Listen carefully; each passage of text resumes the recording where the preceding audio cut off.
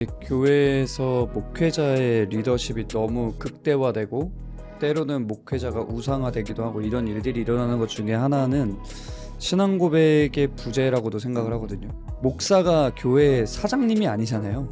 그 신앙 고백에 대한 생각이 있어야 되거든요. 그래야만 우리가 교회가 목사님이 이상한 얘기를 하는지 안 하는지를 알 수 있는데, 그게 부재해서 오늘날에 좀 독단적인 길로 가시는 분들이 계속 생기는 것 같아요. 성경적인 기준 안에서 바로 서려면 신앙 고백 교육이 교회에서 반드시 필요한 것 같아요. Reform Media.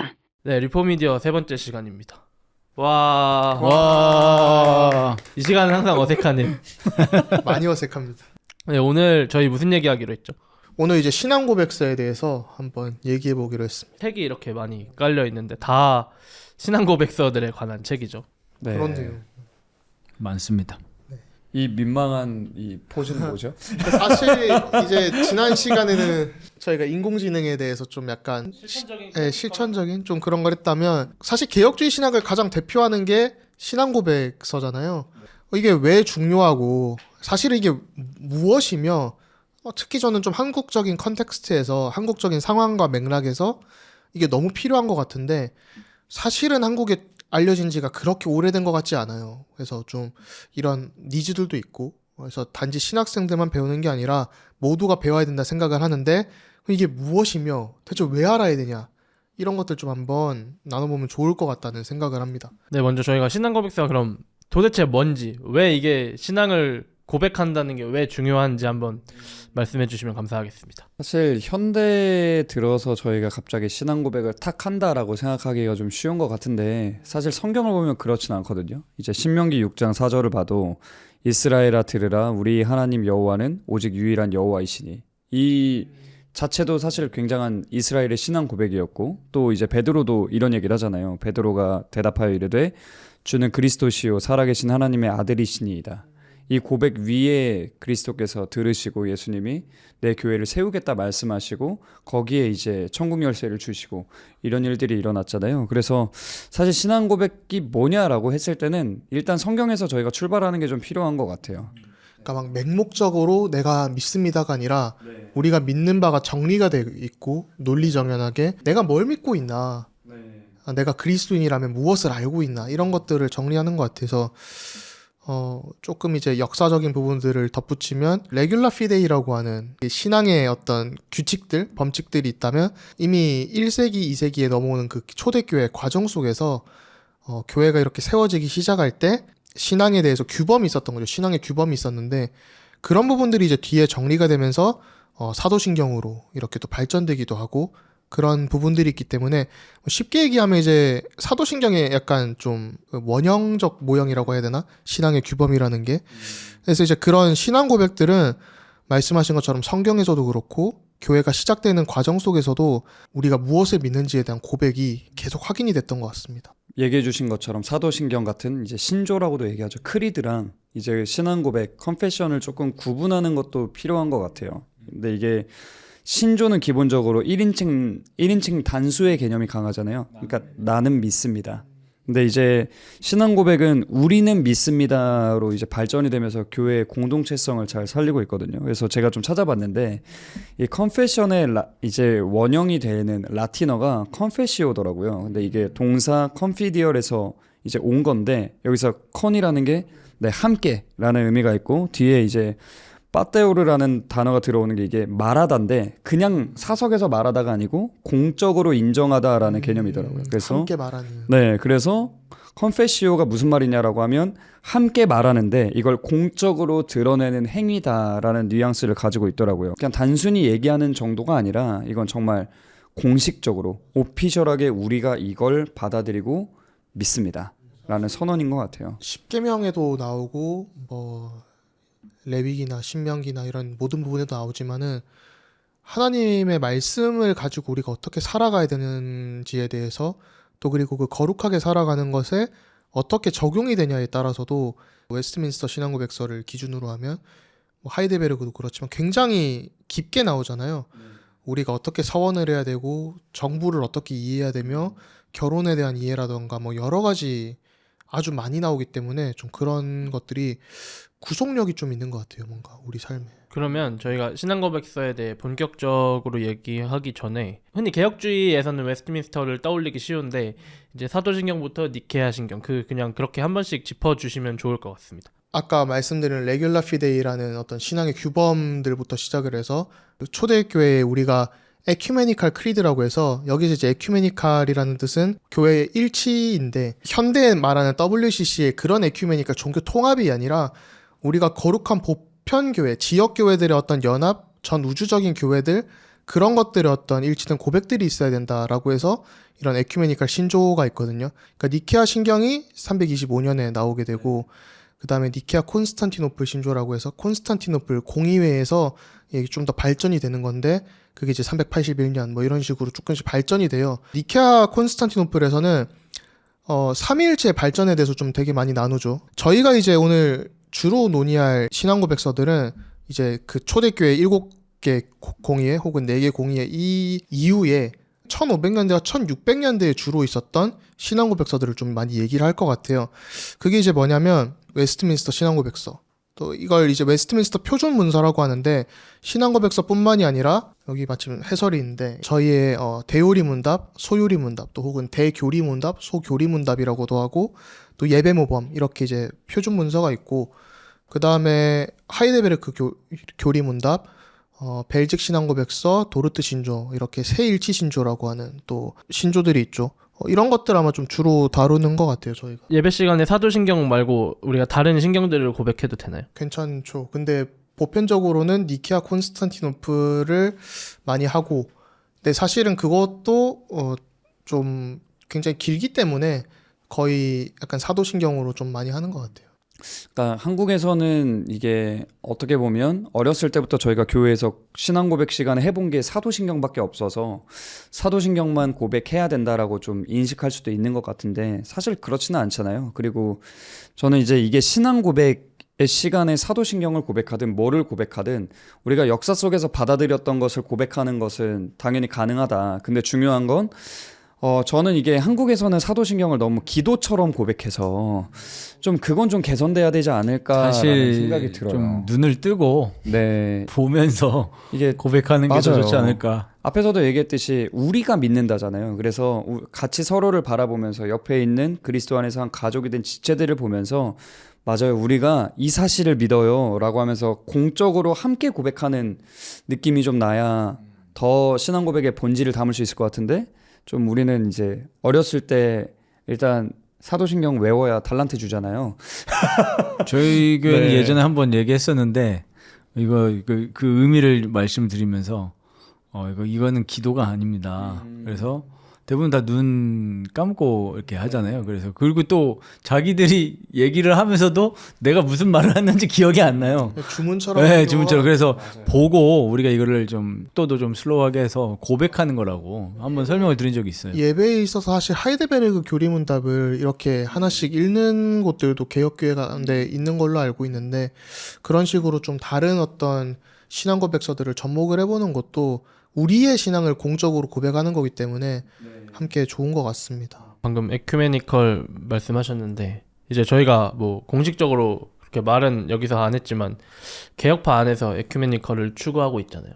그렇죠. 리폼드 캐톨릭이니까. 지금처럼 이렇게 런던 신앙 고백서 이런 것도 어쨌든 함께 보려고 하는데 이제 각 교단별 신앙 고백서가 어떻게 정리되어 있는지 뭐 말씀해 주시면 좋을 것 같습니다.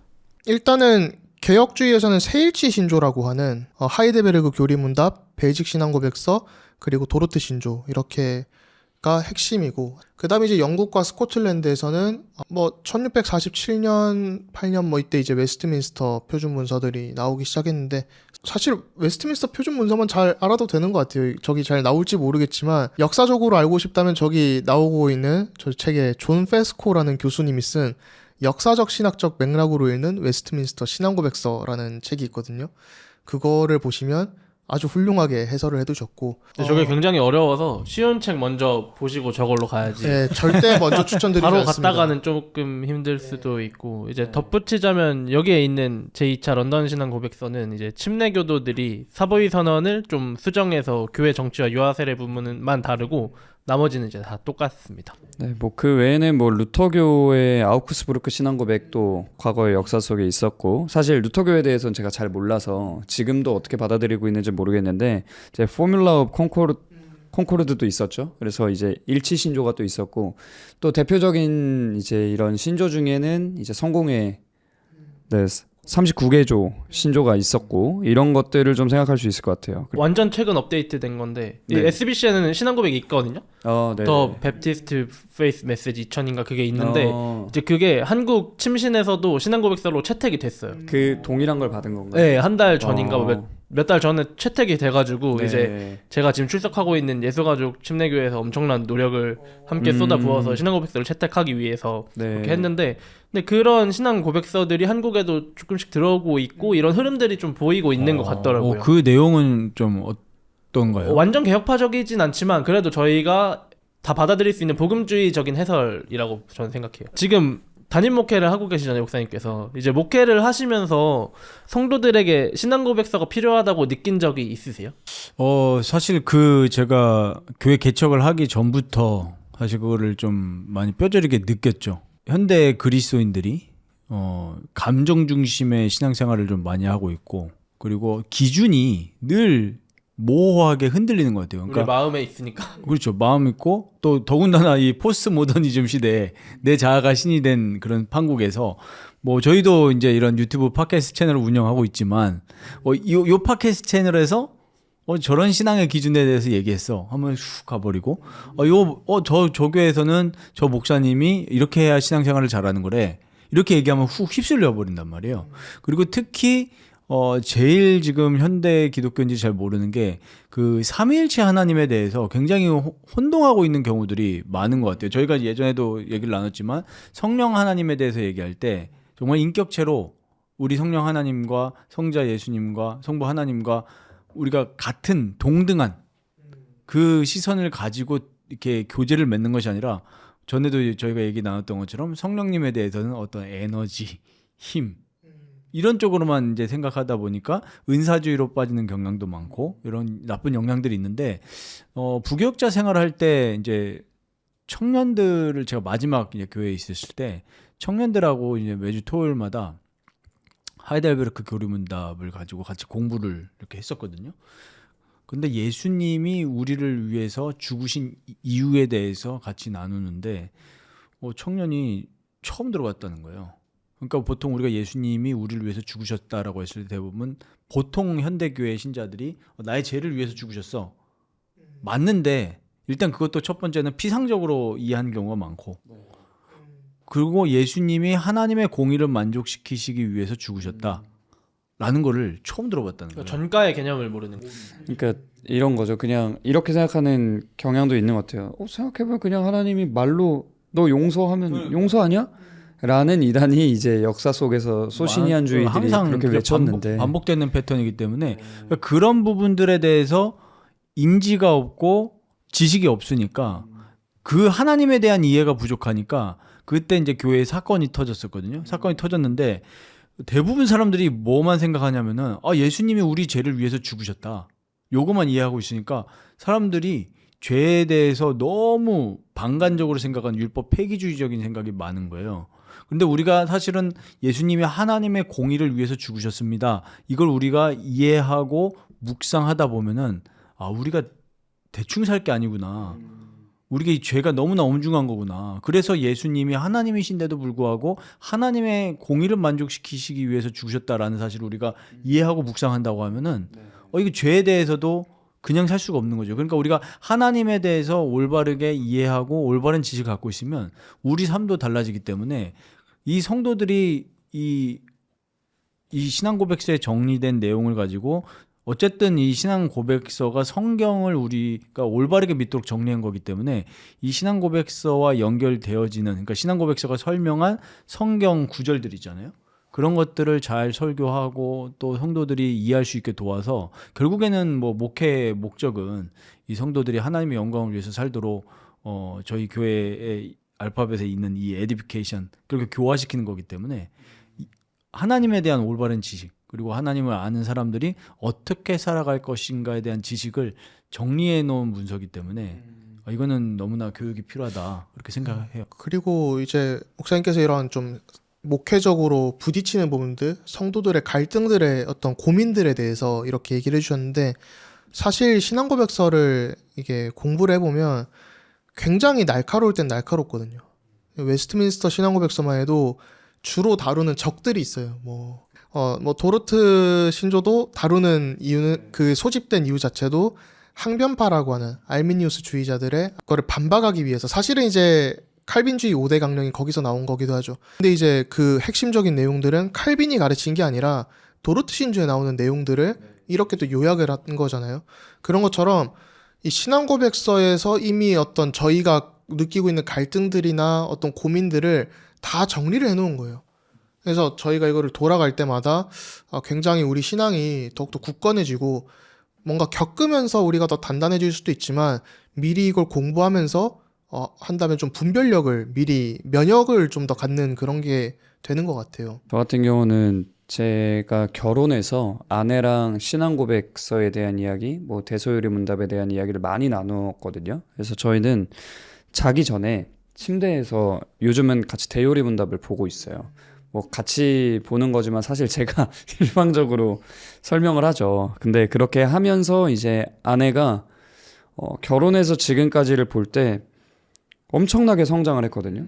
그러니까 이게 되게 이런 게 있는 것 같아요. 우리가 하나님을 믿는다고 하면서 교회를 다니지만 이 신학의 체계가 세워지면 세워질수록 하나님을 더 풍성히 누릴 수 있고 더 많이 제대로 알고, 어떤 그냥 감각적으로 믿는 게 아니라 하나님이 나를 위해 이런 일을 하셨고 이렇게 해서 나를 위해서 사셨으니 신자인 내가 이제 이렇게 살아가야겠다라는 적용이 자연스럽게 나타난다고 생각을 해요. 그래서 아내가 처음에 제가 소요리 문답을 가르쳐 줬을 때 아내가 무슨 얘기를 했냐면 이런 게 있는지 몰랐다는 거예요. 그러니까 소요리 문답을 딱 배우고 나니까 세계관이 정리가 되더라는 거예요. 그러니까 딱 봤을 때 하나님을 믿는다는 게 이런 거였어? 하나님을 믿으면 우리가 이렇게 되는 거였어? 하나님이 우리에게 이렇게 역사하시는 분이었어? 이렇게 정리가 잘 되어 있는데 어렸을 때부터 이런 걸 좀 체계적으로 배웠다면 참 좋았을 텐데 아쉽다라는 얘기를 하더라고요. 저도 좀 목회를 하면서 궁금한 게, 왜 한국교회에 이렇게 신앙고백서 교육이 좀 미진할까? 이런 좀 혹시 좀 생각해 보신 분, 좀 우리 조 박사님은 좀 어떻게 이유를 좀 궁금해요, 너무나. 제 생각에는 사실 한국은 특이하게 일단 약간 워십 문화, 찬양팀 문화로 많이 가면서 이런 어떤 신앙에 대한 진짜 본질적인 교육보다는 지금 우리가 계속 말해왔던 그런 뜨거운 마음을 쓰는 수련회 문화라던가 그런 것 때문에 사실 그게 뭔가 우리가 보이는 거나 수련회 갔다 오면 갑자기 교회가 부흥한다던가 찬양팀 집회에서 여는 예배들을 많이 가면서 그런 집회들은 일회성이잖아요. 하나님에 대한 뜨거운 열정은 부어줄 수 있다고 저는 생각하거든요. 근데 그런 신앙의 본질들에 대해서 계속 넣어줄 수는 없잖아요. 그들이. 왜냐면 지역교회가 아니라 파라처치니까. 그렇다 보니까 이런 신앙의 본질들에 대해서는 지역 교회에서 해줘야 되는데 사실 교회들은 이제 애들이 공부하는 것도 힘든데 교회에서 이런 거 듣고 싶겠냐. 그러니까 애들은 학교 공부 그런 거에 치여가지고 힘들어하는데 교회에서 마저 이거 시키면 우리 교회 아무도 안 온다. 이런 것도 있을 것 같고 여러 가지 한국 문화의 그런 문제점들이 있지 않을까 싶어요, 저는. 그리고 제가 알기로 저희가 이게 어렴풋이 알고 있었는데 한국교회 본격적으로 소개되기 시작한 지가 그리 오래 길지는 않은 걸로 좀 알고 있어서, 특히 이제 학교 커리큘럼적인 것도 있을 거고 역사를 좀 공부를 좀 해보긴 해봐야겠지만 우리 초기에 내한 선교사님들 생각해 보면 그분들이 그때 신앙고백서를 안 가지고 들어왔을까요? 저는 좀 이런 생각도 드는 것 같아요. 이게 아마 다 경험해 보셨을 것 같은데 우리가 개혁주의 신학에 눈을 뜨면 신앙고백서 앞에 딱 서게 되잖아요. 근데 처음에 배우는 게 되게 중요하다고 생각하는데 이제 조 박사님은 저희랑 좀 상황이 달라서 이제 웨스트민스터에서 공부를 하시면서 배우셨기 때문에 조금 달랐을 것 같은데, 저는 웨스트민스터 신앙고백서가 과거로부터 그래도 뜨문뜨문이라도 소개됐을 거라고 생각을 하거든요. 오히려 한국 교단의 총회 헌법에 일단 웨스트민스터 총회가 있다. 근데 저는 이런 문제가 있었을 것 같아요. 소개가 되기도 했고, 사실 제가 가져온 책 중에 이것도, 이 책도 오래됐어요. 표지가 굉장히 표지만 봐도 오래됐잖아요. 근데 이제 오래됐는데 제가 생각하기에는 대부분의 교육이 실패하지 않았을까 싶어요. 웨스트민스터 표준문서 그냥 읽으면 갑자기 막 은혜가 돼. 막 이렇게 되는 게 아니라 오히려 딱 처음에 보면은 내가 교회에 이러려고 다니나 이런 것까지 배워야 되나? 학교에서 공부하는 것도 피곤한데 이런 것까지 배워야 되나? 라는 느낌을 많이 주지 않았을까라는 생각이 들어요. 왜냐면 저도 처음에 신앙고백서에 대해서 접하고 배울 때 되게 재미가 없었거든요. 일단은 이거 굳이 이렇게 알아야 되나? 라는 생각이 들었는데 사실 진짜 역사 속에서 이런 신앙고백서들을 가르쳐 왔던 역사를 보면 재미없지 않았다고 생각하거든요. 굉장히 현실적이고 삶이랑 완전히 맞닿아 있어서 내가 이런 하나님을 믿는다면 내 삶이 이렇게 변화될 수밖에 없구나. 하나님이 이런 분이시고 내 삶에 이렇게 역사하시는 분인데 이제 내가 제대로 알게 됐어 하면 그 안에서의 이 변화의 과정과 성화에 본격적으로 뛰어드는 자신의 그 모습과 성령께서 채워주시는 은혜들 가운데서 굉장히 즐겁게 배워나갈 수 있었을 거라고 생각을 해요. 이게 가정에서 이루어져야 되는데 사실 시작은 맞아요. 그렇죠. 교회에서만 하려고 하니까 더 교회가 네. 신앙교육을 위탁하는 그런 기관이 아니거든요. 사실 가정이 네. 중요한 건데 제가 생각할 때는 하이데베르그 같은 경우는 충분히 그냥 누구나 혼자 읽으면서도 좀 은혜가 될 것 이해할 같아요. 수 있죠. 네, 근데 웨스트민스터 신앙고백서는 조금 어려워요. 제 생각에. 사실 이게 교육용이 아니잖아요. 이게 왜냐하면 굉장히 함축된 단어들도 많고 쉽지가 않아요. 이게 그러다 보니까 조금은 해설이 필요한데 그 해설이 사실은 굉장히 배경 지식이 많아야 되는 부분들이 있거든요. 그런 것 때문에 영국의 역사도 알아야 되고 그쵸. 그렇죠. 그 시대상을 알아야 어쨌든 이게 왜 나왔는지 알잖아요. 쓰여진 배경을 좀 알아야죠. 그래서 저도 요즘 이 부분이 되게 고민이 많이 되는 게 집에서 아내랑 이제 교리 교육을 하면서 가정 예배를 드리는데 저는 어쨌든 신학을 10년 동안 했고 제가 이제 이 웨스트민스터 표준문서에 대한 사랑이 너무 커서 열심히 탐독해온 시간들이 있기 때문에 사실 책을 가지고 하긴 하는데 문단만 읽고 쭉 그냥 제가 설명하거든요. 왜냐하면 책대로 하면은 내용이 일단 너무 많아지고 그럼 너무 지칠 것 같아서 그냥 저는 앞에서부터 순서대로 이제 해설을 쭉쭉쭉 해줘요. 근데 이게 일반 가정에서 오늘날 한국교회에서 이루어질 수 있을까라고 생각했을 때는 너무 어려운 거예요. 일반 부모들이 가르쳐 주긴 쉽지 않죠. 네, 그리고 이게 교육을 할 때 가장 어려운 게 질문이 나왔을 때라고 생각하거든요. 근데 그 질문에 대한 답을 하려면 사실 딱 책의 이 부분이 아니라 사실 이게 이 안에 전체 이제 윌리엄슨의 해설이 들어 있는데 이 책으로 친다면 전체 내용을 다 숙지하고 있어야 중간에 어떤 질문이 나와도 그거는 하고 이렇게 설명이 나올 수 있는데 이걸 어떻게 도와줄 수 있을까가 요즘 저한테는 엄청난 고민인 것 같아요. 외민에서 공부할 때 되게 좀 부럽기도 했던 부분들이 아마 한국 유학생들이 다 느꼈던 것 같아요. 뭐 교수님 수업하다가 이런 거 하이데베르그 몇 장이 있지 이러면 막 나와요. 그리스도의 삼중직은 30문에 나오고 뭐 칭의는 60문에 나오고 이런 식으로 파노라마처럼 이미 다 정리가 돼 있는 거예요. 그 심지어는 외워요. 교수님들도 그거를 소요리 문답 이런 거 다 외우셔가지고 줄줄 나오시는 거예요. 암송을 하시는데 신앙의 뭔가 수준이 뭐 그걸로 무슨 무조건 판단할 수는 없지만은 굉장히 하나님을 사랑하고 본인이 어떤 커온 교회 전통에 대해서 충실하게 사랑을 하시는구나 이런 것들을 좀 많이 보게 된 것 같아요. 결국엔 신앙 고백서를 그 뭐 암송하는 자체는 중요한 것이 아니지만 신앙 고백서를 통해서 성경이 나에게 정리가 된 거라고 이렇게 생각하기 때문에 그러니까 사실은 그 팀 켈러 목사님이 그 센터 처치였던 걸로 제가 기억을 하는데 거기서 이제 그 대항적 교리 교육이라는 단어를 쓰신 거를 제가 기억을 하거든요.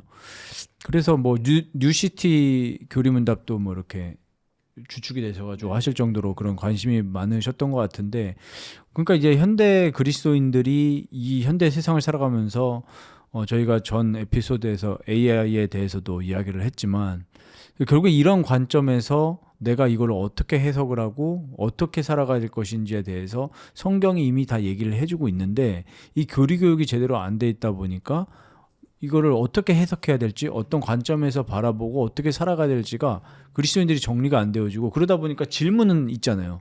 그러니까 질문들 목사님들한테 하는데 목사님들도 제대로 답변을 못 해주거나 아니면은 성경적 그 답변이 아니라 그냥 현대 트렌드에 휩쓸린 가르침을 하는 경우가 너무 많은 것 같아요. 신학이라는 게 사실 뭐 대단한 게 아니라 저희가 첫 시간에도 나눴지만 어떤 성경을 보는 관점일 수도 있고 우리 어떤 신앙 고백이고 신앙의 내용인데 성경을 결국은 읽는 과정에서 이 전통과 신학이라는 게 우리 어떤 울타리가 되어준다 생각을 하거든요.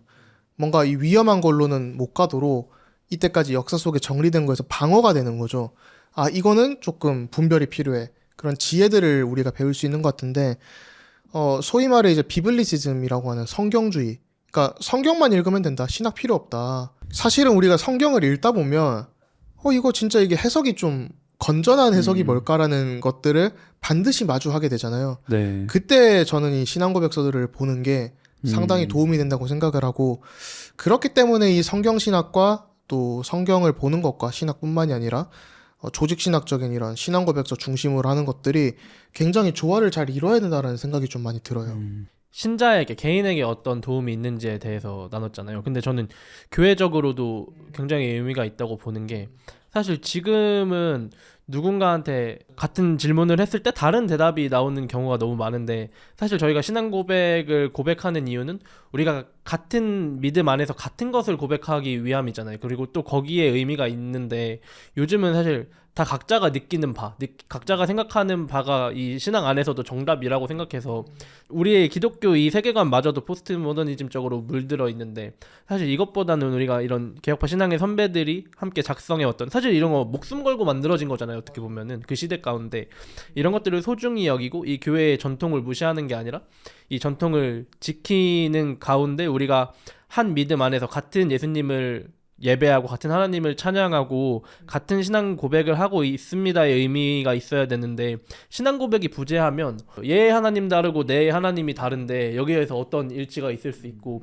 그렇게 아까 성경주의로 빠지면 사람마다 살아온 환경이 다르기 때문에 이 텍스트를 해석하는 차이가 엄청 많이 생기잖아요. 그 어떤 인간의 유한한 생각에서 벗어나서 좀 성경을 성경답게 함께 같이 해석할 수 있게 해주는 게 저는 신앙 고백서라고 생각을 하거든요. 그런 의미에서 개혁주의가 사실 칼빈주의가 뭐 이렇게 좀 오해가 되는데 그래서 뭐 사람들이 흔히 얘기하기로 뭐 사람을 따라가냐 이렇게 얘기하는데 사실은 칼빈주의가 개혁주의는 아니잖아요. 또 개혁주의가 칼빈주의는 아니고 그래서 오히려 좀 개혁주의가 큰 틀에서 저희가 일치된 이 신앙 고백을 한다는 게 참 중요한 것 같아서 한 사람의 사상을 따라가는 게 아니라 사실 우리가 일치된 보편적인 신앙을 고백을 한다는 게 굉장히 중요한 것 같아요. 신앙생활을 하는 것도 목사님의 사상을 따라가고 하는 게 아니라 성경을 통해 하나님께서 말씀을 우리에게 주시고 또 우리의 삶에 주시면서 우리가 교회의 일원으로서 함께 공동체적인 고백을 하는 게 중요한 건데 그런 일치된 고백을 할 수 있다는 게 굉장히 좀 중요한 것 같다라는 생각이 들더라고요. 이게 교회에서 목회자의 리더십이 너무 극대화되고 때로는 목회자가 우상화되기도 하고 이런 일들이 일어나는 것 중에 하나는 신앙 고백의 부재라고도 생각을 하거든요. 그러니까 원래 교회라는 곳이 목사가 교회 사장님이 아니잖아요. 그러니까 하나님께서 세우신 직분자 중에 한 명이고 이제 장로 중에서 이제 가르치는 장로로서 교회 안에 존재하고 있고 근데 교회 안에서 우리가 서로 기본적으로 멤버십을 가진 멤버들끼리는 서로에 대해 권면해야 될 의무가 있잖아요. 근데 이 권면이라는 게 단순히 성도와 성도끼리를 넘어서서 목회자에게도 권면할 수 있어야 되거든요. 그러니까 예를 들어서 뭐 막 비난하라는 게 아니라 목사님 왜 그렇게 설교하세요가 아니고 목사님이 오늘 설교하신 내용을 듣는데 이게 우리의 신앙 고백서 몇 장에 의해서 생각했을 때 이런 표현을 하셨으면 조금 더 오해가 없었을 것 같습니다. 라고 뭔가 이런 권면 이건 권면이라고 하긴 좀 뭐하지만 어쨌든 규범이 되는 거죠. 이야기를 한다던가 하면서 교회의 순수성과 교회의 순결성을 지켜나가기 위해서는 모든 멤버들이 그 신앙 고백에 대한 생각이 있어야 되거든요. 그래야만 우리가 교회가 목사님이 이상한 얘기를 하는지 안 하는지를 알 수 있는데 그게 부재해서 오늘날에 좀 독단적인 길로 가시는 분들이 계속 생기는 것 같아요. 성경적인 기준 안에서 바로 서려면 신앙 고백 교육이 교회에서 반드시 필요한 것 같아요. 그러니까 성경을 성경답게 보게 해주는 그렇죠. 책이라는 말씀이시죠. 사실 우리가 리폼드라고 했을 때 중요한 원리 중에 하나는 성경이잖아요. 그리고 뭐 이 당시에 쓰였던 배경이 성경 해석의 권위가 누구에게 있냐. 그러니까 교황에게 있는 게 아니고 지금으로 따지면 우리 목사에게 권위가 있는 것이 아니라 성경이 성경을 해석하는, 그렇게 봤을 때 신앙고백서를 그냥 또 우리가 잘못 이해를 해서 그냥 이 신앙고백서 자체를 우리가 배우는 것이 아니라 이 신앙고백서 안에 녹여 들어져 있는 이 하나님 말씀 성경을 잘 이제 알고, 이거 우리 골로새서 3장 16절 말씀에도 아까 권면 얘기해서 제가 생각이 났는데, 그러니까 피차 가르치며 권면하려면은 그리스도의 말씀이 너희 속에 풍성히 거해서 모든 지혜로 피차 권면하면서 가르쳐야 되는데, 이 성도들이 이 어떤 무한 가스라이팅의 궤도에 그 굴레 있는 게 뭐냐면 말씀이 없다 보니까 결국엔 또 가스라이팅을 당해서 떠났는데 또 가스라이팅을 당하러 또 다른 교회로 떠난단 말이에요. 이게 계속 악순환의 반복이죠. 그 아까 유민 형제님도 얘기했지만은 그 나의 하나님 다르고 너의 하나님 다르고 이런 현상들이 비일비재하게 나타날 수 있는 일도 사실은 이제 신앙고백서가 일치된 그건데 좀 그런 것 같아요. 이제 이 신앙고백서가 생긴 시점이 저도 이걸 좀 더 연구를 해보려고 하는데 한번 되게 재밌는 것 같아요. 국제법이 막 만들어지던 그런 시기거든요. 만들어진 이후던지. 그래서 뭔가 이 당시에, 그러니까 종교개혁 이후에 1517년에 종교개혁이 일어나고 대다수의 신앙고백서들이 뭐 1560년부터 해서 1640년경까지 그 한 100년 정도가 이렇게 신앙고백서가 되게 많이 나온단 말이에요. 그래서 뭐 저희가 아까 언급은 못했지만 제2 스위스 신앙고백서라고 하는 Second Helvetic Confession 이런 것도 하일리 블링거가 굉장히 이것도 읽어볼 만한데 많이 했었죠. 근데 이 신앙고백서가 나왔던 당시가 국제법을 왜 얘기했냐면 이 당시에 이제 그러니까 이제 제가 틀리면 많은 분들이 또 교정을 해주실 수 있겠지만은 여러 나라들이 또 여러 사회들이 일치는 합의문을 채택을 하기 시작을 한 거예요. 이게 맞냐 틀리냐에 대해서 나의 관점에 합의를 하자. 어떤 컨센서스라고 할까요? 뭔가 이게 딱 우리가 이거를 일치된 고백을 하자라는 게 많이 나오게 된 거죠. 그런 걸 좀 생각해 보면 우리 한 명이 이렇게 믿는 게 중요한 게 아니라 내가 이렇게 우리의 고백으로 표현을 한 게 굉장히 중요한 것 같고, 그렇기 때문에 교회의 고백이 되는 건데, 최근에 이제 제가 섬기고 있는 리고니어 미니스트리라는 곳이 있는데 한국에 많이 아직 알려지지 않았지만, 리고니어 미니스트리에서 이제 미국의 그 스테이트 오브 디올로지라고 해서 신학 현황이라는 어떤 그 서베이를 했어요. 그런 것들을 막 물어본 거예요. 뭐 제가 정확히 기억 안 나는 뭐 삼위일체 하나님을 믿냐부터 시작해서 모든 사람은 뭐 죄인으로 태어난 데에 대해서 얼마나 동의하냐 하면 막 몇 프로의 뭐 복음주의자들은 이렇게 대답을 했습니다 하는 그런 되게 쇼킹한 좀 정보들이 많았거든요. 답들이. 그래서 한국에도 이런 것들이 좀 진행되면 좋겠다라는 생각을 많이 하게 되는데, 그런 것처럼 저희가 교회를 다닌다고 하지만은 어떤 교파별로의 어떤 차이는 좀 있을 수 있겠죠. 그런데 너무나도 뭔가 신학이라는 부분, 그러니까 하나님을 올바르게 믿는 부분에 있어서 좀 차이점이 크게 나면 안 된다고 생각하거든요. 그것은 이제 성삼위 하나님에 대해서라던가 뭐 삼위일체 하나님, 또 예수 그리스도의 죽으심과 부활하심, 또 구원론적인 측면들은 사실 큰 차이가 있어서는 안 되잖아요. 근데 이런 것들이 정리가 되어 있지 않으면 좀 큰 차이가 발생할 수도 있기 때문에 좀 신앙고백서에 대한 교육이 필요하지 않나. 신앙고백서가 사실 되게 좋은 필터링이잖아요. 우리가 성경을 성경적으로 볼 수 있는 렌즈가 되어주기도 하는데, 제가 처음 본 신앙고백서는 도르트 신조였거든요. 이제 도르트 신조란 걸 처음 보니까 튤립에 대해서 배우고 뭐 불가항력적인 은혜, 무조건적인 선택. 근데 저는 은혜겠죠? 되게 그게 처음부터 잘 믿어졌어요. 주관적으로 애매모호하게 믿었던 신앙이 이런 체계 안에 있구나, 이게 잘 믿어졌는데, 어떤 부작용이 있었냐면, 제가 마침 그 당시에 이제 그 알미니안 학교를 다니고 있으니까 이게 다 적으로 보이는 거예요. 내가 배우고 있는 거랑 다 반대인데 이러면서 막 남들 공격하게 되고. 교수님한테 혹시 안 되셨나요? 교수님이랑도 막 싸웠죠. 조직신학 교수님이랑 막 그런 일도 있었고, 그러면서 오히려 제 환경이 저를 그렇게 만들었을 수도 있지만 엄청 날카로워지고 칼빈주의 밖에는 구원이 없을 수도 있겠다라는 생각도 가지고 있고, 그러니까 저희가 첫 시간에 이런 생각을 하지 말자고 했지만 이제 사실 예전에 제 모습이었던 거죠. 이 신학 체계에만 구원이 있겠다라는 이런 좀 되게 신앙고백서를 편협하게 배웠을 때의 부작용이 저한테 나타났었거든요. 두 가지 생각이 드는 것 같아요. 첫 번째로는 저희가 이렇게 개혁파 신학을 하는데 저희가 교리적으로나 이런 부분들 또 논리적인 부분은 굉장히 저희가 탁월함을 추구를 해야 되겠지만은 한편으로는 목회적인 부분이나 우리의 신앙생활에 있어서는 굉장히 또 따뜻하게 실천적으로 적용을 해야 된다라는 생각이 좀 들거든요.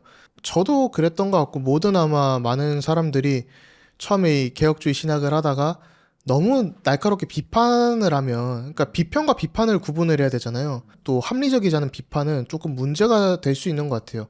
뭐 인간관계에서나 여러 가지에서.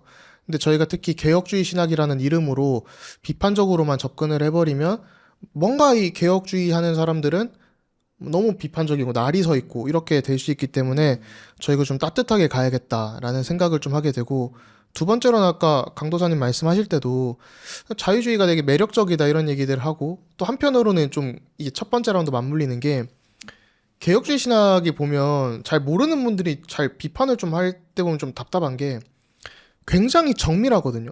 이게 논리적으로 철학적으로 이성적으로 합리적으로 굉장히 치밀해요. 그 17세기 개혁파 정통주의 문건들을 보면 뭐 투레틴이나 이런 사람들, 마스트리트라는 신학자 이런 사람들 글을 보면 와, 이거 어떻게 이렇게까지 논리정연하고 치밀하지라는 생각을 하거든요. 물론 이제 토마스 아퀴나스도 그런 부분들이 많고 방법론적으로는 저희가 비슷한 게 많으니까.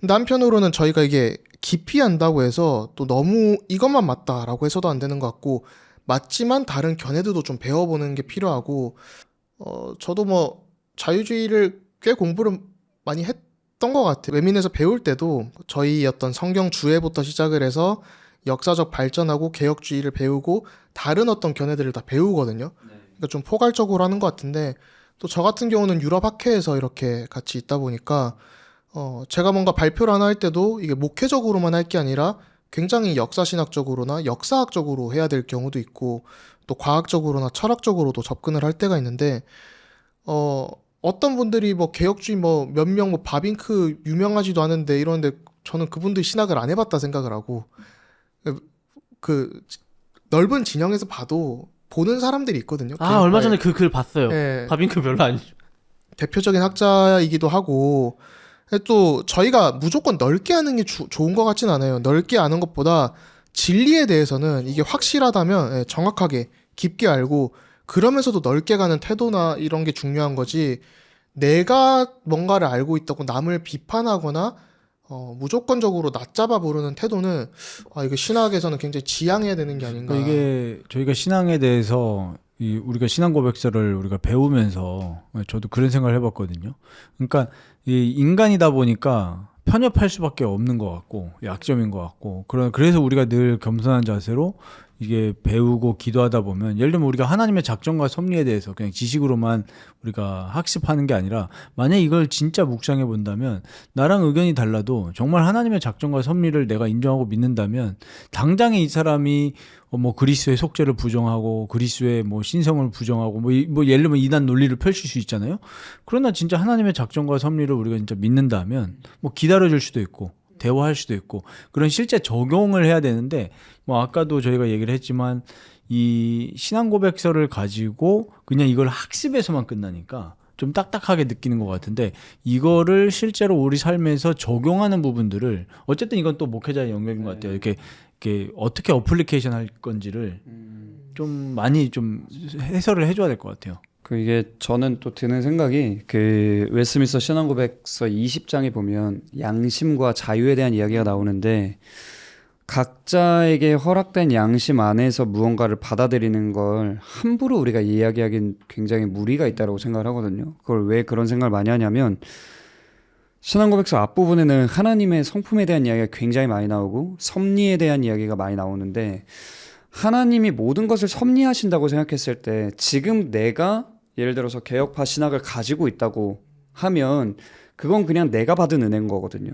그러니까 내가 지금 받은 은혜인 거지, 내가 남들보다 더 잘났다거나 남들이 막 어디서 발견하지 못한 비법서를 발견했다거나 이런 게 아니라, 그렇죠. 더 빨랐다고 할 수도 없고, 그냥 하나님의 섭리 가운데 내가 그걸 깨달았을 뿐이고, 그래서 내가 남들을 교정한다에 대한 초점을 맞추는 것보다는 사실 하나님이 바꾸러 네. 가시죠. 그래서 그 RPTS라는 학교에 이제 베리오크 총장님 개인 블로그 이름이 젠틀 리포메이션이거든요. 그게 되게 중요하다고 생각해요. 좀 온화하게 내가 믿는 거에 대해서 상대방을 교정하려고 야 내가 성경 공부해보니까 이게 맞아 너 지금 틀렸어 너 이단이야 이런 태도보다는 내가 만난 하나님이 이런 분이신데 그 하나님의 아름다우심을 내 삶에 어떻게 하면 조금 더 녹여낼 수 있을까라고 해서 결국에는 그 도덕적인 탁월성이 드러나야 된다고 저는 생각을 해요. 왜냐하면 1세기나 이런 초대교회도 보면 전도를 안 하거든요. 그 교회가 전도를 안 해요. 그리고 심지어 교회 오고 싶다 그래도 안 받아줘요. 이게 들어오려면 절차가 복잡했잖아요. 왜냐하면은 누가 잘못 들어왔다가 이 사람이 막 로마의 이 막 스파이였고 그럼 다 죽는 거니까 굉장히 막아놓고 했는데도 이 사람들이 내가 믿는 하나님에 대한 그 감격이 너무 크고 하나님의 아름다우심에 대해서 내가 너무 깊이 젖어 있어서 삶의 자리에서 도덕적인 탁월성이 드러나고 그리스도의 그 아름다운 모습들 그 예수님을 닮은 모습들과 성령의 열매들이 풍성하게 드러나는 걸 보면서 사람들이 내 생각이 잘못됐나? 라고 생각하고 변화되잖아요. 그래서 우리에게 조금 더 그런 게 필요한 것 같은데 안타깝게도 저희 안에서도 이제 개혁주의를 사랑하시는 분들 안에서도 내가 발견한 이 진리가 더 우월해 라는 이런 생각들 때문에 서로를 좀 억누르고 서로가 더 이제 하나가 되지 못하는 경우가 너무 많은 거 아닌가 그런 생각이 좀 많이 들어요. 그래서 그러니까 사실 저희 같은 사람들한테는 개혁주의 신학이 필요한 거잖아요. 그러니까 저희는 이런 신앙과 신학이 필요하지만 사실 전 뭐 오순절 신앙과 신학이 필요한 사람도 있다고 생각을 해요. 그 방식으로 믿어야 신앙이 성장하고 만약에 그들한테 갑자기 이런 신조들과 신앙 고백서들을 갑자기 주입시킨 다음에 이렇게 믿어 하면 교회 안으로 들어올 수 없다고 생각하거든요. 왜 안 맞으니까. 근데 그런 서로의 어떤 되게 이거는 뭔가 사고의 방식도 다른 거고 환경도 다른 거고 내가 어떻게 믿고 싶은지 그런 모든 게 다른 건데 그러니까 다름을 인정하고 그 사람을 존중해줘야 되는데 이제 내가 믿는 게 뭐 저는 제가 믿는 게 제일 탁월하고 성경적이라고 생각하지만 그렇다고 해서 남들에게 이게 내 방식이 성경적이니까 너는 이거 따라라고 하는 거는 되게 교조주의적이고 그러니까 또 선민 사상에 빠지면 안 맞아요, 될 것 맞아요. 같아요. 근데 사실 저만 해도 만약에 교회에서 안식일주의 딱딱 지키고 규정적 원리 다 지키라 하면 그런 교회 못 나갑니다.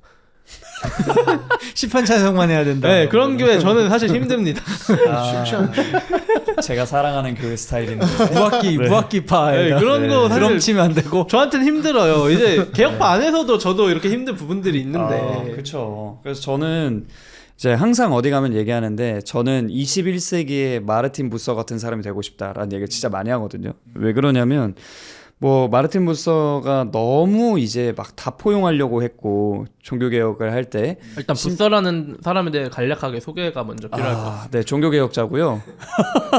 다른 설명보다는 칼빈에게 굉장히 많은 영향을 준 인물이고 많은 부분에서 칼빈의 신학적 틀을 형성하는데 크게 기여한 인물이다 정도로 얘기를 하고 싶어요. 이제 마르틴 부서도 가톨릭에서 나온 사람이고 또 이제 조금 특징적인 게 뭐가 있을까라고 하면 칼빈보다는 이제 아퀴나스에 대한 이해가 조금 더 높았던 사람이에요. 이제 수도원에서 자라면서 아퀴나스를 굉장히 많이 공부를 했고 그래서 이제 조금 더 폭넓은 이해 폭을 가지고 있었다라고 저는 생각을 하고 있는데 이 마르틴 부서가 굉장히 좀 오해가 있긴 했어요. 역사를 보면 한 20세기까지만 해도 마르틴 부서는 이 에큐메니컬에 미쳐서 실제로 역사를 보면 가톨릭이랑도 같이 손잡으려고 하고 이런 일들이 계속 있었거든요.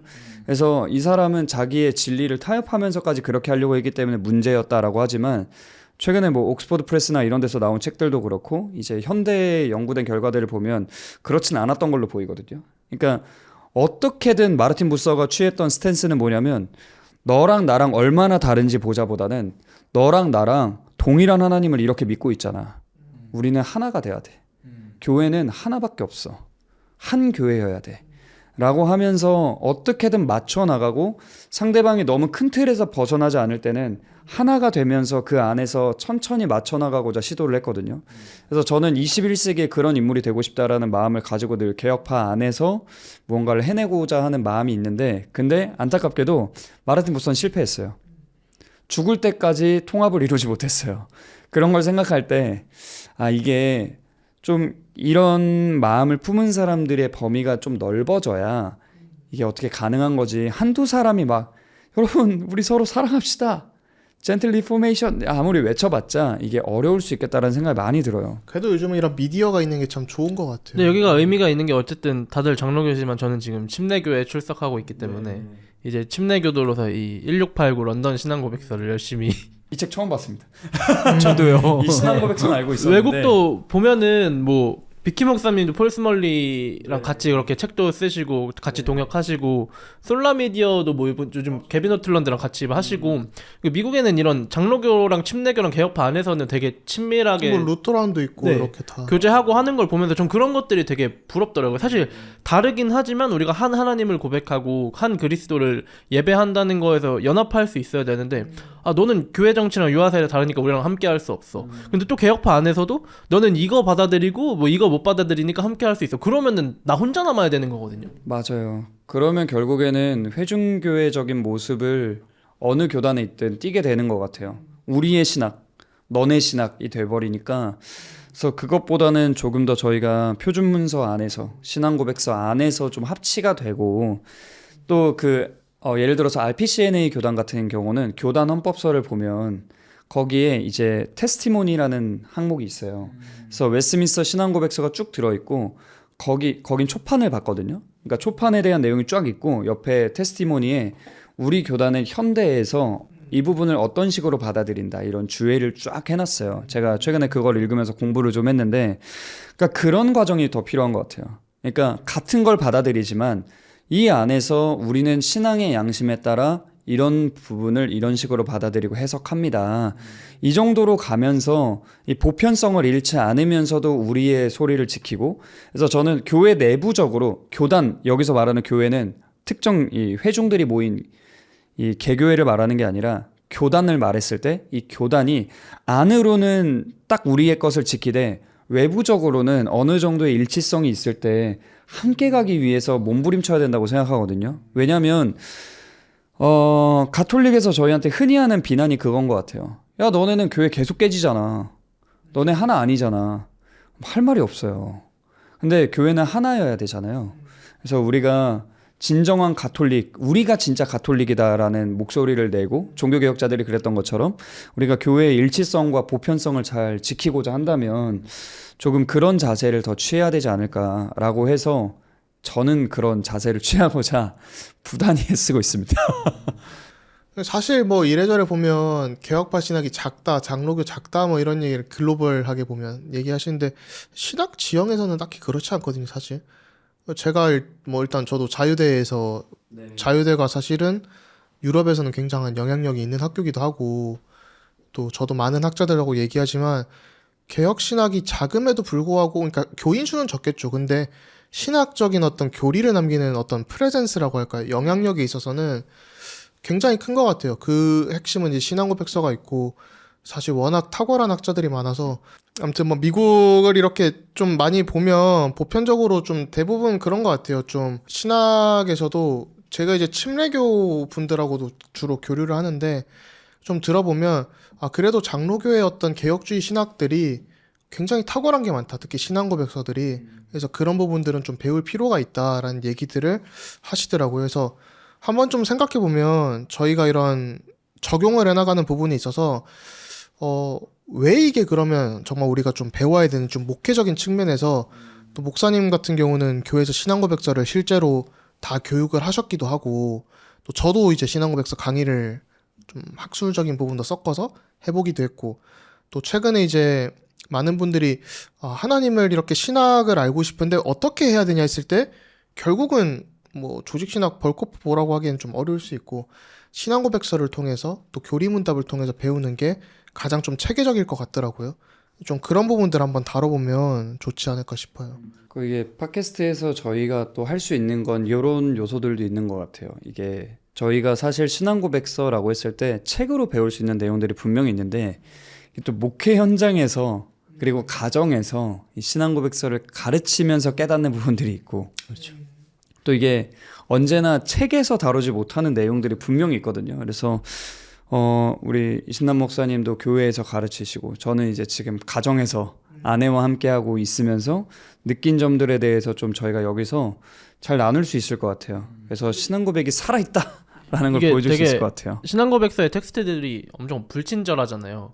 그러니까 예를 들어 원죄 쪽으로 가면은 이 죄의 대상이 지금 아담인지 우리인지 약간 헷갈리게 되는 부분들도 있고 이런 것들을 풀어서 설명해줘야 되는 경우들이 있어서 그래서 저희가 이런 것들을 하나하나씩 1항, 2항 나눠서 싹 다 이렇게 강해를 하진 않겠지만 우리가 성경은 무엇인가 했을 때 이 신앙고백서의 내용들을 충실히 다루고 뭐 여기 나오는 것들을 저희만의 방식대로 해석해서 그냥 같이 듣기 편하시게 얘기해보는 게 저희의 좀 앞으로의 방향성이 되지 않을까 싶습니다. 필요하면 스터디 그룹 이런 것도 해서 저희가 한번 모이는 장소도 해가지고 좀 소그룹으로 이렇게 스터디를 같이 해도 배우다 보면 신앙 고백서 자체의 내용에 대한 질문들도 있을 수 있고 또 사실은 우리가 살면서나 신앙생활 하면서 겪는 어떤 고민들이 있을 때 이거 어떻게 물어봐야 되지? 이런 부분들에 대해서 뭐 목회적으로나 또 학적으로나 약간 좀 터치가 들어가면 더 좋은 부분들이 있을 것 같아서 그런 것도 한번 해보면 좋을 것 같아요. 좀 마지막으로 해보고 싶은 건 각자 이제 신앙고백서들을 되게 깊이 연구하시고 목회에 적용하시고 하는데 좀 각자에게 가장 영향을 많이 줬던 신앙고백서가 어떤 신앙고백서가 있는지 한 번씩 얘기하고 끝내보면 좋을 것 같습니다. 저는 사실 당연히 웨스민스터 신앙고백서가 제일 영향을 크게 줬는데 정확하게 말하면 이거는 이제 신앙고백서는 아니지만 소유리 문답, 대유리 문답, 예배 모범이 저한테는 더 큰 영향을 준 것 같아요. 왜냐하면 웨스민스터 신앙고백서 자체는 조금 더 교과서 같은 느낌이 있거든요. 그러니까 저는 웨스민스터 신앙고백서를 뭐 모든 크리스천들이 어떻게 활용하면 좋을까? 장로회주의자들이 어떻게 활용하면 좋을까 했을 때 저는 사전같이 생각해야 된다고 생각해요. 이제 집 한켠에 항상 웨스민스터 신앙고백서가 꽂혀 있고 내가 이 부분은 어떻게 이해해야 되지 할 때 찾아보면 웬만한 내용이 다 있거든요. 그래서 그런 것들을 생각할 때 그런 역할이라고 저는 생각하고 있고 당연히 목회자로서 숙지하고 있지만 실질적으로 목회 현장이나 가정에서 변화를 일으키는 거엔 소유리 문답, 대유리 문답이 큰 영향을 줬다고 생각해요. 그리고 제가 예배에 있어서 어떤 정확한 스탠스를 갖게 만든 건 사실 웨스민스터 예배 모범 그리고 RPCNA 헌법에 있는 또 예배 모범이 있어요. 그러니까 그게 이제 스코틀랜드에서 언약도들이 계승한 이 예배 모범을 잘 정리해 놨기 때문에 그런 식으로 저는 이제 영향을 많이 받았어요. 그래서 저희가 웨스민스터 신앙 고백을 이야기하지만 이걸 이해할 때 항상 어떤 항목이든 연결되어 있는 대유리 문답, 소유리 문답이 있다는 거를 좀 이해하면 더 이게 우리가 풍성하게 볼 수 있지 않을까. 그래서 저희가 이야기할 때 이 항목이 소유리 문답 몇 문에 같이 나와 있고 또 대유리 문답 어디에도 나와 있습니다 정도까지 좀 짚어준다면 더 풍성하게 신앙 고백을 이해하게 도와드릴 수 있지 않을까라고 생각하고요. 어찌되었건 저는 그런 의미에서 웨스민스터 신앙 고백서 여기서 다 나오는 거니까 웨스민스터 신앙 고백서가 가장 큰 영향을 줬다라고 생각합니다. 저 같은 경우에도 뭐 비슷하지만은 웨스민스터 신앙고백서를 얘기하셨으니까 또 똑같은 걸 얘기하면 그래서 저는 이제 하이델베르크 요리문답이 저한테 어떤 또 반전이 되는 또 신앙고백서였던 것 같아요. 그리고 제가 제일 먼저 또 제가 맡았던 부서의 대학생들 청년들에게 가르쳤던 신앙고백서이기도 하고 교회를 개척하고 처음으로 이렇게 강의를 했던 신앙고백서인데 하이델베르크 요리문답을 정리하면서 일단 또 저 개인적으로도 많이 또 신앙이 탄탄해지는 경험을 했고 그리고 이거를 가르치면서도 좋더라고요. 그래서 저는 굉장히 목사님들한테도 추천을 드리고 싶은 게 저희가 설교를 하고 복음을 전하면서 저희가 늘 감사하게 생각하는 건 그거잖아요. 뭐 업이라고 하면 그렇지만 직장이라고 하면 그렇지만 이걸 업으로 하면서 내가 은혜도 받고 하나님이 또 생활도 하게 해주시고 너무 감사한 것 같은데 교리문답과 신앙고백서를 가르치면서 받는 은혜가 너무 크고 신앙이 다시 한번 이게 알고 있는 기초의 내용이 아니라 더 깊어지는 효과가 있어서 너무 좋은 것 같아요. 그래서 이제 저 같은 경우는 하이델베르크 요리문답을 이렇게 배우고 하면서 특히 이제 요거 하이델베르크 요리문답을 작성을 하신 또 올레비아누스 또 이분이 쓰신 또 이 세가족반 사도신경 해설인데 저는 이 올레비아누스와 또 그 당시에 독일에서 종교 개혁자들의 그런 스토리를 또 이렇게 들으면서 굉장히 제 마음에 감동이 됐고 또 제 상황과 또 이렇게 감정이입이 된 부분들이 많아서 또 특히 뭐 기도드브레 목사님 같은 경우는 또 순교하신 그런 스토리, 벨직 신앙고백서도 교회에서 이렇게 설교를 했었는데 그런 그 당시에 대륙의 그 순교자들의 그 신앙고백을 보면서 굉장히 많이 감동이 되었습니다. 네. 저는 다 좋긴 한데 사실 뭐 세컨 헬베틱도 너무 좋고 그래도 저는 꼽으라면 웨스트민스터 신앙고백서가 아닌가. 저는 고등학교 때 사실 아버지 추천으로 웨스트민스터 소유리 문답 강의 이렇게 쭉 공부하면서 되게 그것 때문에 신학교를 가고 싶다라는 생각을 좀 많이 했던 것 같아요. 그러고 이제 이후에는 사실 하이데베르그도 너무 좋아하는데 학교 이름 때문인지 웨스트민스터에서 따왔으니까 저희 학교가 웨스트민스터, 그러니까 저희는 졸업할 때 두 가지 중 하나를 무조건 들어야 됐거든요. 웨스트민스터 신앙고백서든 세일치 신조 수업이든. 주로 이제 하이데베르그를 하시는데 이번에 미국에서도 책도 엄청 두꺼운 책이 나왔어요. 스캇 클락이라는 교수님께서 쓰신 건데 저는 뭐 제가 이제 한국에서 유명한 저 역사적 신학적 맥락으로에는 웨스트민스터 신앙고백서를 쓰신 존 페스코 교수님 하고 반두르넨 교수님한테 이제 웨스트민스터 신앙고백서를 배웠기 때문에 웨스트민스터 신앙고백서를 가장 좋아하는 편이고 또 지금도 늘 즐겨 읽고 무엇보다 저는 이 신앙고백서 전체에 대한 애정이 좀 있는 게 이 신앙고백서가 사실은 이제 모두 그러니까 우리가 한 사람을 따르는 게 아니잖아요. 이게 일치된 어떤 보편적인 신앙고백이기 때문에 저는 제 개인적으로 제가 이렇게 신앙생활하고 좀 어떤 여정들을 걸어오면서 너무나도 참 감사했던 것 같아요. 아, 우리가 한 사람을 추종을 하는 게 아니라 하나님께서 이렇게 말씀을 주셔서 정리하게 하시고 또 정말 수많은 목사님들이나 또 전문인들이 이렇게 모여가지고 지성인들이 모여서 만들어낸 게 웨스트민스터 신앙고백서잖아요.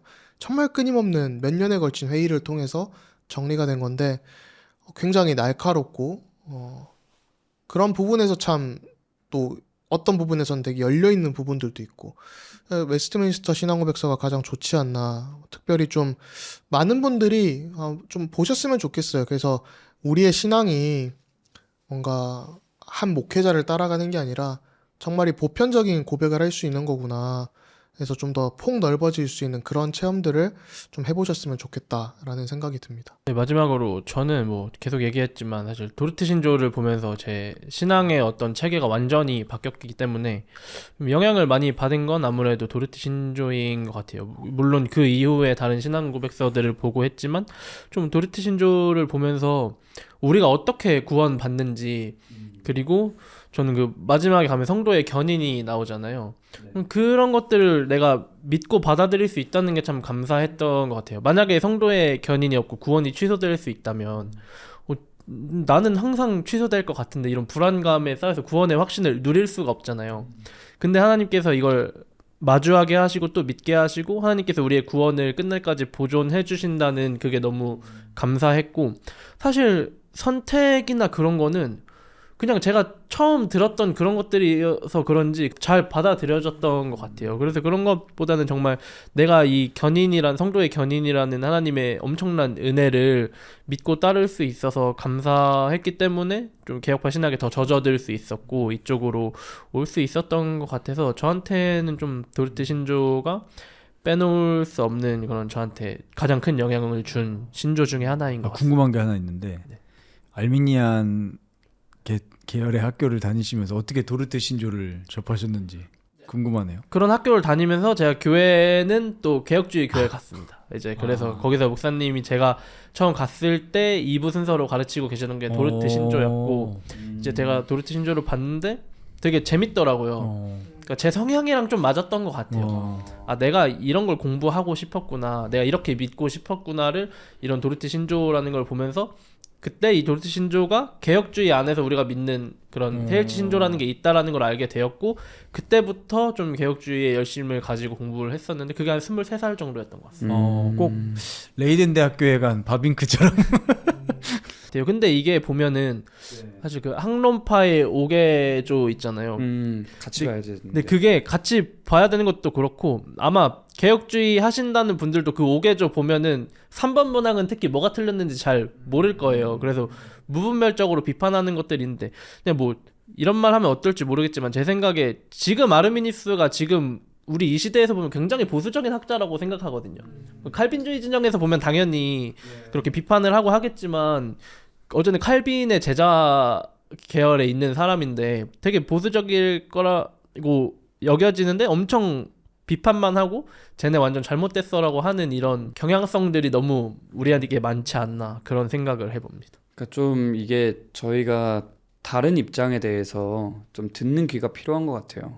이제 잠언 말씀에서도 듣는 거에 더 힘쓰고 우리가 말하는 걸 좀 조심해야 된다는 얘기를 하고 야고보서에서도 이야기하는데 특히 우리가 신학 분야에서는 그런 일이 좀 많이 일어나는 것 같아요. 달라 하면 일단 좀 이런 것도 은연중에 있다고 생각하거든요. 그러니까 불안한 거예요. 만약에 상대방의 얘기가 너무 합리적이고 그럼 내가 내 입장을 변호해내지 못하면 어떡하지? 이런 두려움도 어느 정도 있다고 생각하거든요. 이렇게 인간의 죄악된 본성에 따른 연약함이 있기 때문에 그래서 우리가 조금 더 듣는 귀를 가지고 상대방의 입장도 들으면서 우리의 것이 왜 아름다운지에 대해서 더 많이 생각해보는 그런 일들이 좀 일어나면 좋겠습니다. 그러니까 너무 벗어나지만 않으면 좀 라운드 테이블에서 대화를 함께 할 필요가 있는 것 같아요.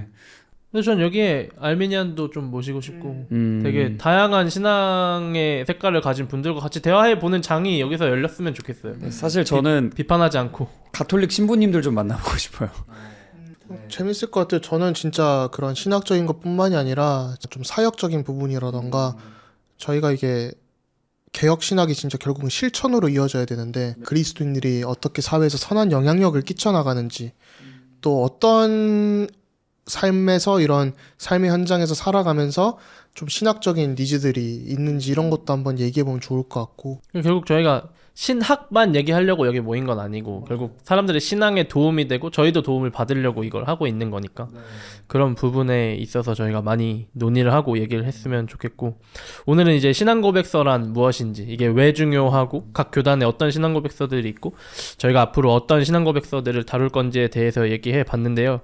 이제 다음 시간에는 이 신앙고백서에서 말하는 성경 우리가 성경을 어떻게 봐야 되고 성경을 어떻게 받아들여야 되고 왜 이 성경을 우리가 하나님의 말씀으로 받아들여야 되는 각자 목회자분들의 그런 입장에 대해 같이 한번 얘기해보고 결국 신앙 고백서가 무엇을 얘기하고 있는지 그런 것들을 나눠보면 좋겠습니다. 네, 오늘도 긴 시간 들어주셔서 감사합니다. 감사합니다. 감사합니다.